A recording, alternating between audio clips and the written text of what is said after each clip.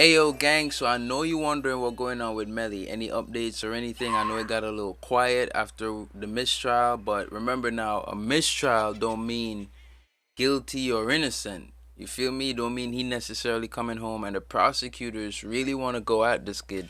They want to go at him again and again and again YNW until they get Melly's him. murder trial has been filled with bizarre moments. In some instances, So the let's just rapper look at seems to this. be in a Let me state turn of this on. bliss, which is shocking as his freedom lies in the hands of 12 jurors. The rapper has been mumbling to himself a lot during court proceedings, bringing to question his sanity. So what has Melly been mouthing to himself? Stay tuned as we reveal this and so much more on the case so far. Melly's mouthing revealed with all eyes on YNW Melly during his trial. The rapper kept the internet guessing as he portrayed what seemed to be out-of-character reactions to the happenings around him in court, from forgetting to stand up at the right time to blowing kisses in the air. The trial was not short of moments that will be remembered for ages. The rapper still faces first-degree murder charges of two of his friends, Christopher Thomas Jr., alias YNW Juvie, and Anthony Williams, who went by YNW Sack Chaser, even though the judge ruled it a mistrial after jurors could not come to a unanimous decision. There's no doubt that Melly has a strong personality, which has played a major role in his rising rap career. With his freedom and life hanging by a thread, the last anyone expected was moments of casualness. However, Melly treated everyone to such moments throughout the trial. A good example is this moment between him and a member of his defense team. The man shows Melly something on his phone, and the two laugh it off. Another moment that picked the public's attention was the closeness and chatty nature of the rapper with his lawyer, Raven Liberty. Mrs. Liberty has been in the limelight during this trial for two reasons. First, her mugshot started circulating on the internet. It turns out that she has Yeah, I seen that. You seen that? But I just want to put in here real quick.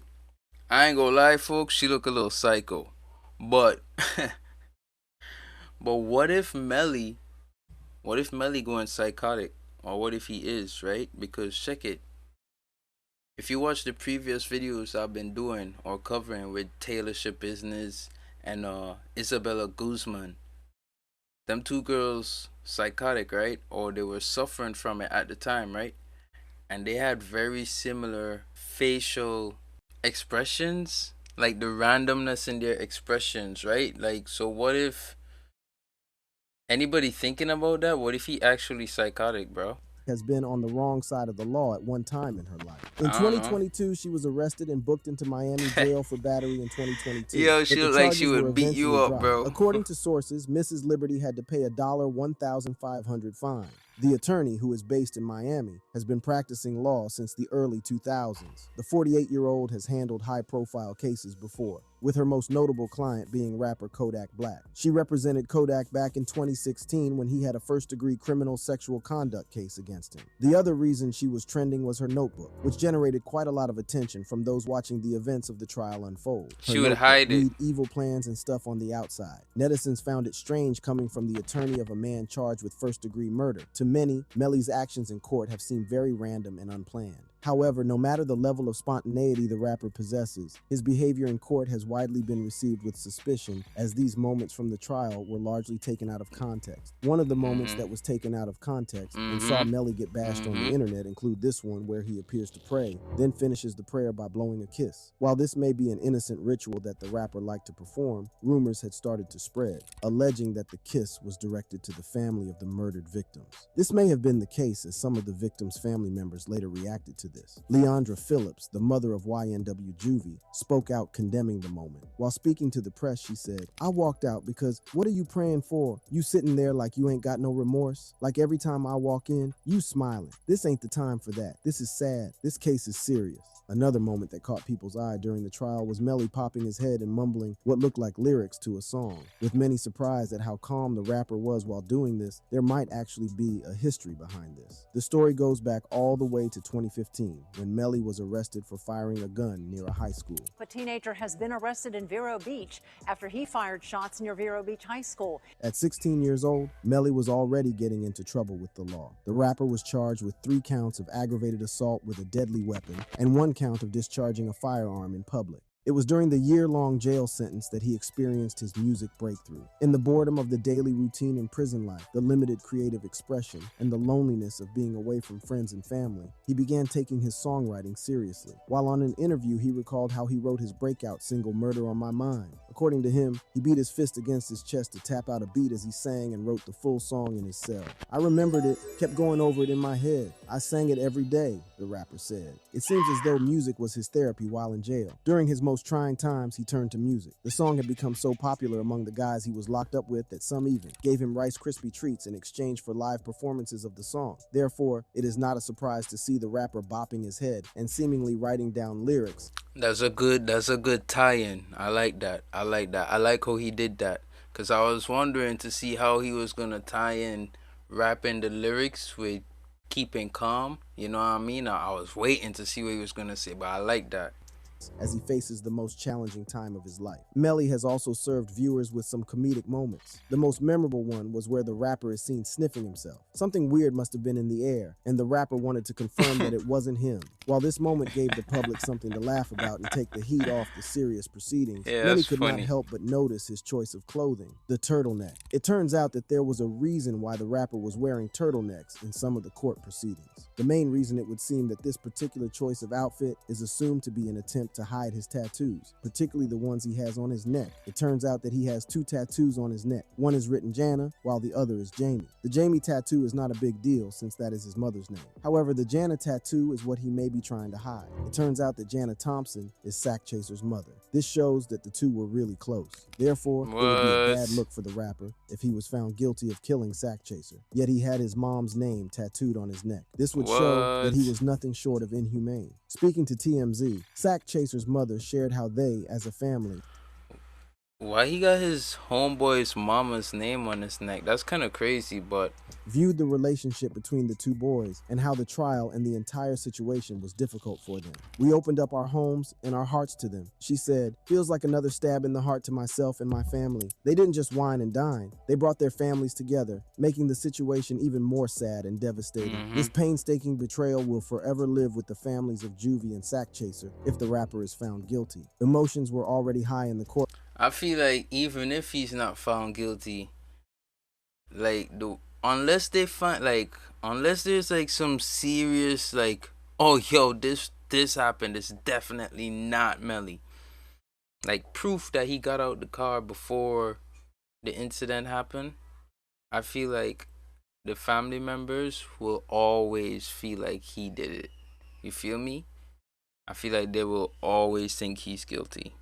Courtroom as proceedings went on. Twitter user Brisson Paul, through a series of tweets, shared what the audience watching the live stream could not see. On one occasion, he shared that at one point during the trial, authorities asked Sack Chaser's mom to exit the courtroom, which she initially refused to do. However, when she was finally led out of the court, Melly was seen laughing. The tweet read, Melly has a big laugh as Sack Chaser's mother is requested to leave the courtroom by authorities at the end of trial after she said to him, I'm not going anywhere. Sack Chaser's mom exits the courtroom. This was not the first time that Melly was reacting to members of the public watching the court proceedings. While sometimes he was seen smiling toward the audience present, other times he looked downright agitated. For example, in this clip, the rapper clearly looked pissed off at something and brought it up with his lawyer. Luckily, Mrs. Liberty was calm and did not fuel people's speculation on what may have caused the outburst. One of the most touching moments in the case was between Melly and his mother, Jamie King. Miss King mostly found her position in the first row seat in the courtroom gallery, somewhere close and within eye view of his son. The two seemed to have a close relationship, especially given the fact— Yo, bro. This is like the second mix-up I heard he say. Is this a human being or an AI, bro? Like, did you train your voice in an AI? Because I heard him repeat something that just didn't sound like human error. You feel me? I don't know. I talk to AI a lot too. I don't know if you guys do that, but I talk to AI on like a daily basis, and I've trained my voice on at least one AI already. So I kind of have first-hand experience on how AI sounds, like the type of mistakes it makes, and like, yeah, you could tell it someone's name and it might still call a woman he. Every now and again it might make that mistake because like it's talking about a guy as well, so the AI sometimes mixes up who is who in the conversation. You know what I mean? Like, you could point out certain points and facts and ask it to regurgitate those points and facts. And if it's doing that 50 times in your conversation, one or two of those times it's gonna rearrange or misplace gender or the different variables. You know what I mean? Whatever the variables were, like who had what ability, who was what gender, who went to what school. Like it's gonna mix it up sometimes. I don't know. I don't know. Could be a human error, but I don't know. Fact that she had him when she was only 14 and still a child herself. Melly mouths something in court, and it does seem that she responds. In the clip, Melly seems to be asking her whether she is okay and even asks her to smile. Melly's affection for the mom paints an image of a young boy who is trying to be strong. So True. how come he is considered the main suspect in the death of his close He got friend's them. murder? He got Did he them really come up permanents with though. and actualize a plan that eventually had him locked up in jail without bond for 4 years as investigations continued? How did YNW Melly's life end up in the hands of 12 jury members? Case background. On the 21st of October 2018 at 4:35 a.m., a panicked YNW Bortland drove a gray Jeep Compass to Memorial Hospital Miramar. With him inside the car were the bodies of his two friends, Sack Chaser and Juvie. Unfortunately, the two were dead from multiple gun wounds from a supposed drive-by shooting that had happened moments earlier. However, a few months later, news broke out that Melly and Bortland were behind bars in connection to the death of their friends. According to evidence compiled by investigators, there were obvious contradictions to the statements Bortland had given and that the two had staged the drive-by. According to Bortland, who was driving the night of the event that led up to his friends dying, just after they left the recording studio, he was pulling off the freeway when a car pulled up on the passenger side and opened fire. As soon as he heard shots being fired, his reflexes took over, and he quickly ducked. After the near-death experience, he checked on his friends only to realize that they had been shot. He drove straight to the hospital. Melly was not in the car. Apparently, he had hopped into another car that was accompanying them that night, a red Mitsubishi. From CCTV footage obtained by cops, both vehicles are seen heading in the same direction. Although at around 3:50 a.m., only the red Mitsubishi was captured on CCTV going through the guard gate at Sunset Lakes. This was where the group lived together. Things got even more interesting when cops revealed their version of events from the evidence they had gathered from the car, the crime scene, plus the autopsies of Sack Chaser and Juvie. All these, paired up with CCTV footage, text messages, and history of the relationship between the YNW crew, detectives believed that they had a solid case against Melly and Bortland. So how did the cops figure it out? First, they believed that Melly was the one who fired the fatal shots that ended up killing Sack Chaser and Juvie. They also had key evidence that placed the rapper at the crime scene. Needless to say, according to them, the whole drive-by story was a lie. Bortland had tried to convince the police that the incident took place at Miramar Parkway Road. However, when the police checked the area, they couldn't find any evidence of a crime scene. It is expected that when a drive-by shooting occurs, various things are left behind at the crime scene. For example, there would have been tire mark, glass fragments, and shell casings scattered in the area. Interestingly, when the detectives couldn't find any of these in the area where Bortland alleged, they expanded their search. Still, their efforts came up empty. This interesting turn of events wasn't the only shocking discovery the police made. While Bortland had claimed that the incident took place at around 4:02 a.m., evidence from the medical examiner told a different tale. The medical examiner revealed that the victims had died 402. much That's so earlier than that. random. Ballistics experts from the police department also made shocking revelations. By studying the bullet's trajectory and the gunshot wounds that claimed the lives of Sack Chaser and Juvie, it was determined that Sack Chaser was killed by a gunshot wound on the left side of his neck. On the other hand, Juvie's fatal gunshot wound was on his left cheek. This shows that whoever fired the shots was seated on the left rear passenger side of the car. So did the cops know who was seated in the shooter's seat? Well, using CCTV footage from the recording studio, cops were able to determine who sat on the left rear passenger seat. YNW Melly was the one seen entering the car and seating on the alleged shooter's seat as they left the recording studio that morning. Bortland also mentioned that Melly was not in the car when the incident happened because he was in a different car. Well, Melly's cell phone data told a different story. The state intends to show the evidence that the phone was there at the murder scene, and there were no other phones there. There is no one else out there at 4 in the morning. It was established that I Melly mean, remained inside. I don't think she could have said that so definitely, cause like, what if somebody had a burner phone? I don't think. I don't know. I don't know. I don't know. the Jeep as they drove up to Pines Boulevard and then proceeded west to the edge of the Everglades, which, according to the prosecution, is desolate. This choice of location further deepens the rapper's involvement in the case as they ended up in Pembroke Road. The road dead ends at a trash facility. The area did not have any streetlights or people passing, making it a perfect place to carry out the murders. Here, they believe Melly exited the vehicle and staged the drive-by. According to police, there were no other cell phones in the area during that time, which meant that the four rappers were alone that night. It is important to note that after cops had obtained the cell phone data, they headed to Pembroke Road, where they uncovered a shocking discovery. They found 8 shell casings, which, according to them, was where the drive-by shooting was staged. While here, Melly also made a FaceTime call to his then-girlfriend, Mariah Hamilton. This seemed like the right move at the time since it made sure that he had an alibi. The rapper then contacted fellow rapper Frederick Givens, alias Fredo Bang, to come and pick him up. According to prosecutors, Melly sent Fredo Bang 2 pin locations, which proved that Melly was not in the red Mitsubishi and was in fact at the scene of the crime. In 2019, after Melly was arrested for his alleged role in the crime, he took to Instagram to claim his innocence and termed the accusations as rumors and lies. To all my fans and supporters, no, I did not get locked up in Washington, but I am turning myself in today, the rapper wrote. I want you guys to know I love you and appreciate every single one of y'all. A couple months ago, I lost my 2 brothers by violence, and now the system want to find justice. Unfortunately, a lot of rumors and lies are being said, but no worries, God is with me and my brother YNW Bortland, and we want y'all to remember it's a YNW family. I love you, Sack Chaser and Juvie. When Melly found out that Bortland had been arrested and that there was a warrant out for his arrest, he had presented himself to the cops and was booked into the Broward County. Yo, that's crazy, bro, cause just look back at this real quick, bro. Like, oh, why is it doing that? Come on now. Jail on February, warrant out for his arrest, Sir and Juvie. Bro.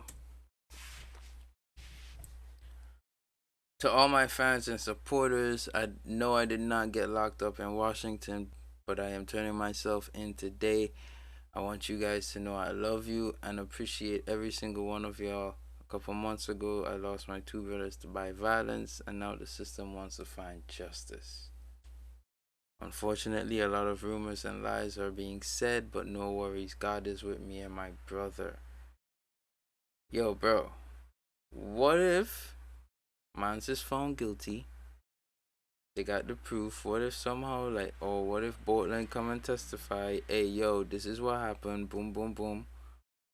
This post right here, yo, if it was edited, what was the original thing? Gang, hold on, gang, hold on. Oh, yo, I found it. Okay, bet. What was the original, though? Because it say it was edited, son.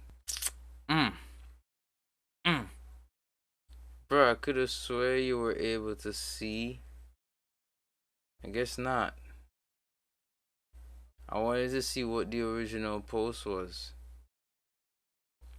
Evidently. But alright. If he's found guilty, this gonna come back like real deep though. I love you, Sack Chaser and Juvie. When Melly found out that Bortland had been arrested and that there was a warrant out for his arrest, he had presented himself to the cops and was booked into the Broward County Jail on February 13th. He was charged with 2 counts of first-degree murder. The events leading to him turning himself in were dramatic. At first, the police mistakenly arrested someone they misidentified as Melly. In fact, Melly's lawyers used the incident to request the judge to release the rapper on bond, as he had no intentions of running away. They argued that if their client was going to take advantage of the possibility of leaving the state, he would have already done so. The defendant poses no flight risk, as he knew what the charges were pending against him, and he still chose to self-surrender, the rapper's lawyers told the court. If he wanted to run, he would have run when learning of the misidentification of the other individual that was arrested at the venue in the District of Columbia. However, Melly was denied bond. They both pleaded not guilty to the charges. From the beginning, the case was always going to be complicated and emotional. The 4 were close friends and had grown up together. Over the years, the 3, Melly, Sack Chaser, and Juvie, had become family. Melly loved his brothers so much that he even had tattoos of their names on his face. So what you got tattooed on your face? Tell me about it a little bit. No, I got Sack Chaser right here. That's my brother. That's my twin. Okay. And I got Juvie. Juvie? Yeah, my brother. Just a lot of your friends who passed? Yeah. Nah, them is right there. Melly's defense lawyer didn't shy away from accusing the prosecution of targeting Melly because he is famous. Among the group, Melly had blown up before Sack Chaser and Juvie, especially after releasing his track Murder on My Mind. As a result, he had become more successful, almost carrying the weight of the whole team. He also was the one making the most money. So when the prosecution mentioned a dispute over money as a motive behind Sack Chaser and Juvie's murder, the defense was quick to refute it. The attorney also insinuated that the lead investigator accused Melly of clout, saying that prosecutors become stars when they go after stars like Melly. And then he discovered that Mr. Demmons was a rising star. And from that point on, he decided he's the only person that could have committed this crime. Because if you're involved in prosecuting a star, you become a star. You The become a biggest star. revelations in YNW Melly's murder trial were made outside the courtroom. In an online interview with Law and Crime Network, Juvie's father, Christopher Thomas, shed light on disputes that had been brewing within the group for a while. I and thought that had this was remained lame. unknown by the public. According to him, Juvie had opened up to him about a deal that would see the three artists, Melly, Juvie, and Sack Chaser, share $500,000 among them. Melly and Sack Chaser would get $200,000, each while Juvie would get $100,000. It's not reported, but Chris told me the same story, and also with a $500,000 play, and Melly was going to get $200,000, Sack was going to get $200,000. I thought this was really distasteful of his father to do.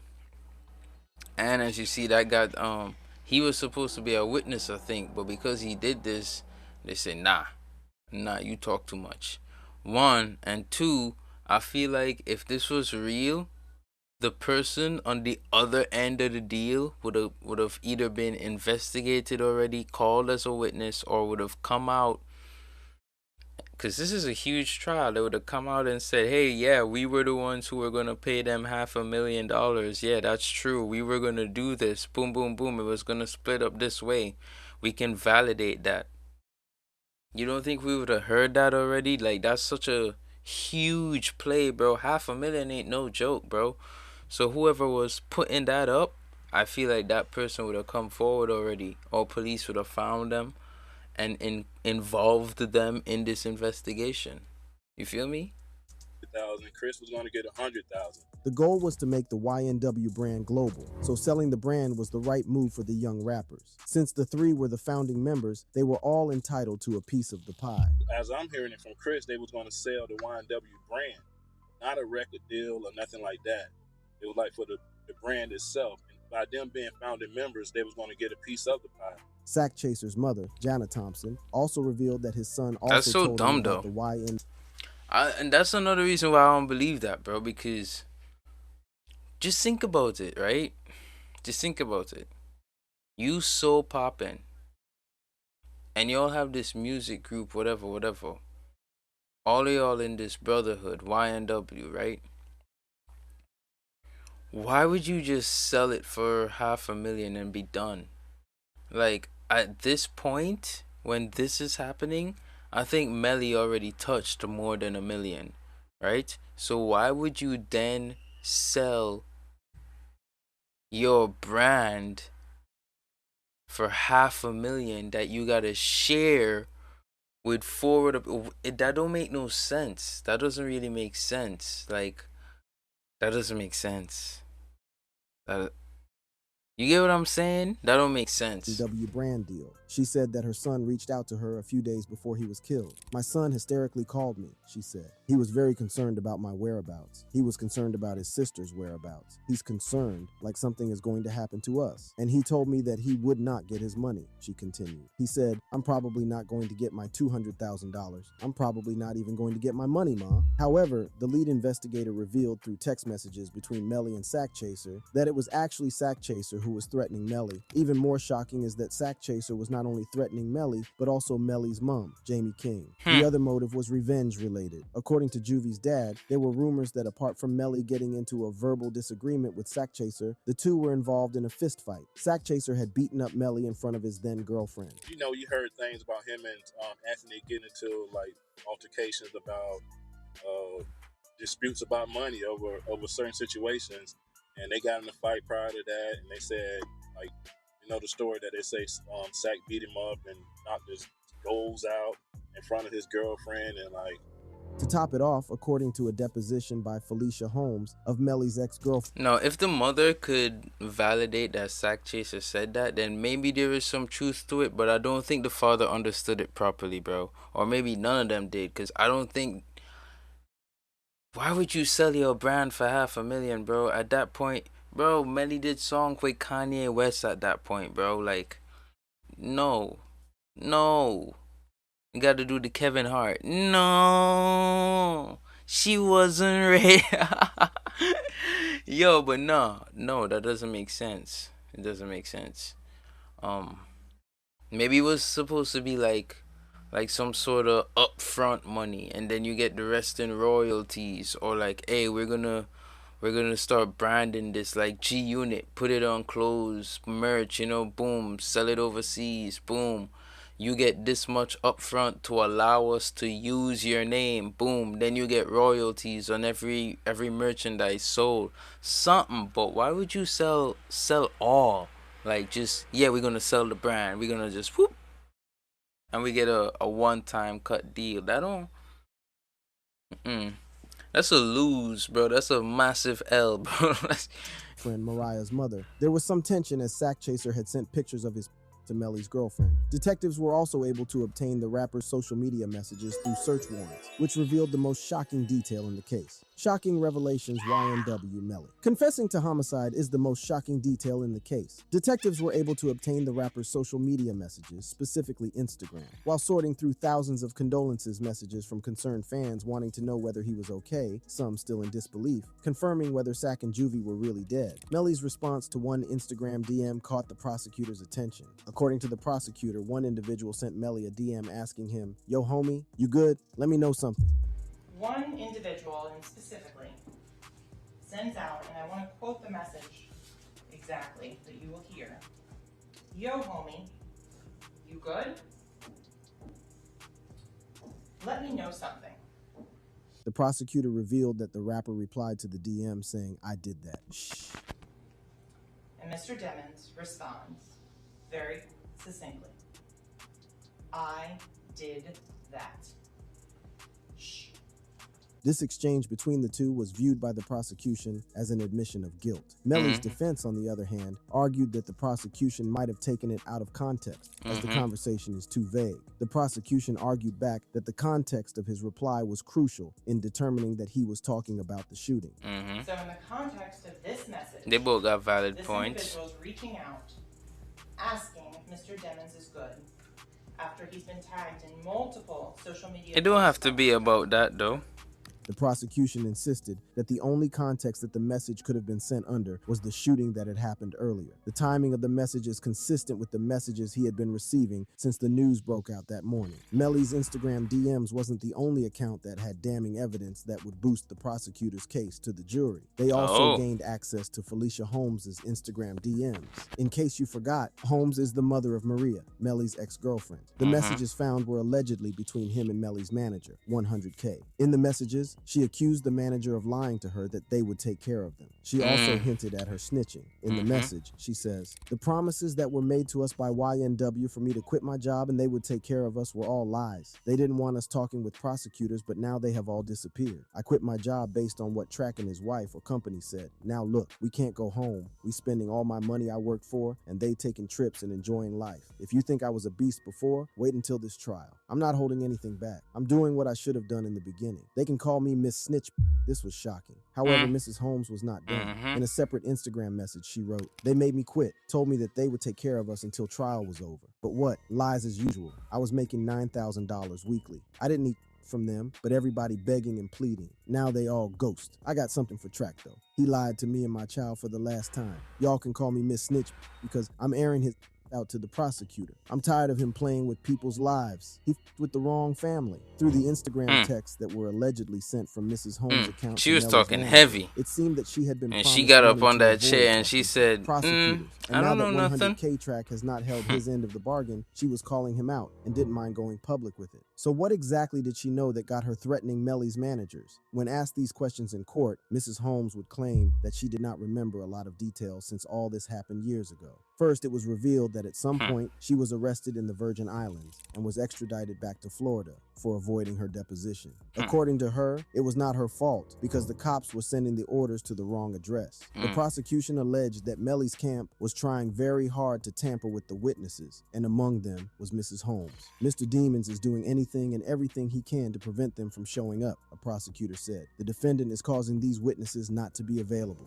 According to prosecutors, after Melly's manager wired money to Mrs. Holmes, she suddenly stopped answering the state's phone calls. The YNW defense team claimed that the detectives had failed to investigate other leads. According to them, there were other suspects who may have committed the murder. It is important to remember that the defense team's goal is not only to prove their client is innocent, but to also cast a shadow of doubt on the prosecution's case. Melly's defense team apparently had their own leads that they felt that the prosecution was choosing to ignore because they were hell-bent on ending the life and career of another rising black artist. Melly's lawyer worked hard to discredit the prosecution's opening statements. According to the defense, the prosecution still had not established a strong motive for Melly to kill his best friends. The attorney pointed out that if after 4 years of investigations, the authorities had not established any motive, then there simply wasn't any. The YNW Melly defense team pointed to various leads the cops also had, which they had ignored or had been briefly followed up on. There are a number of leads that you will discover that were identified by the officers but were either completely ignored or given short shrift. One of the leads that the attorney points out is a gentleman called Montrell Roll and his sister, Nia Hewitt. Apparently, cops from another department came across jail calls between the two that occurred within 3 days after the murder. The two discussed details of the murders that had not been made public, meaning that they may have been involved. While Hewitt was interrogated because of the conversation, detectives did not bother to question her brother on the same. As a result, cops lost a lead that may have helped in solving the murder mystery. Another lead that the attorney argued could have been pursued more aggressively by detectives was a gentleman called Robert Colbert. Colbert was the owner of a social media account that was used to post a message that may have led detectives to the murderers. Within days of the murders, the social media account by the name of Backwards posted, "LOL, we killed 2 of your..."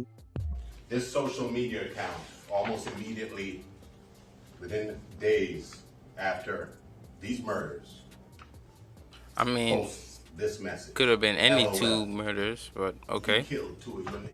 The lawyer revealed that it took detectives 7 months to go and talk to Colbert. By this time, he claimed that he had already sold the account for $20, although he did not know who had bought it. Failing to pursue other leads from the prosecution can also be worrying. Broward County is famous for having the highest level of exonerated convictions. Between 1976 and 2020, 12 people have been wrongfully convicted in Broward County for serious crimes, including murder, and then found innocent years later. With the case being ruled a mistrial, it will be interesting to see how things unfold in the coming months. If you enjoyed watching this video, click on one of the boxes playing on your screen to watch more similar content.